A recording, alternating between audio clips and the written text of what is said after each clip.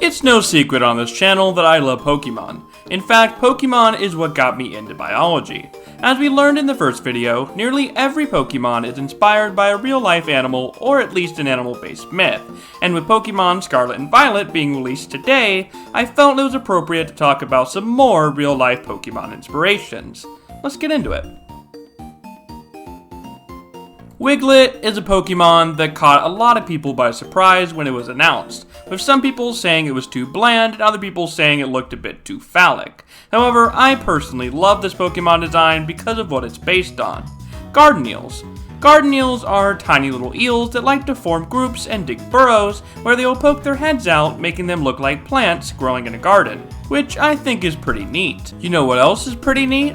Dragalge, which, to be honest, is a Pokemon most people forget exists, despite it being the first dual poison/dragon type in the games. Dragalge's name is a compound of dragon and algae, and that's because this Pokemon is a dragon type that disguises itself as algae, similar to its real-life inspiration, the leafy sea dragon, which is a sea dragon that disguises itself as seaweed floating through the water. While Dragalge in the game is poisonous, the leafy sea dragon is harmless, being found off the western and southern coast of Australia. In fact, it's the marine emblem of the state of southern Australia. Now, let's look at a Pokemon that was a fan favorite of the previous generation, Dubwool. Okay, this one may not seem too difficult to figure out, it's literally a sheep. Well, yes, but look at it a little bit closer. You'll notice it has 4 horns, and that's because it's based on Scottish Hebridean sheep, which often have 4 horns. This breed was chosen as inspiration because the Galar region of Pokemon is of course based on the United Kingdom.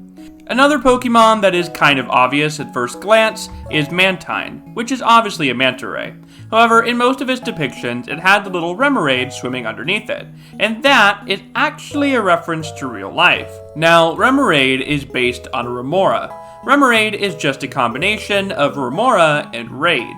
Remoras, sometimes called suckerfish, are tiny little fish that, as the name implies, sucks on things, such as other marine animals like rays.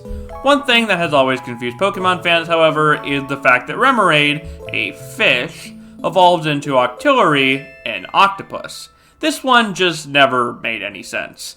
The reason why is because Remoraid was actually supposed to resemble an archerfish, instead of a Remora. Archerfish have specialized mouths that they use to shoot water droplets at their prey. Octillery's concept is that it's a cannon mixed with an octopus. Its name is a combination of octopus and artillery. So Fish Gun would evolve into Octopus Gun. It didn't work out that way, and today we get this rather confusing evolution line. Anyways, I'm gonna go play Pokemon Scarlet now. Hopefully you found this video interesting, and until next time, take care.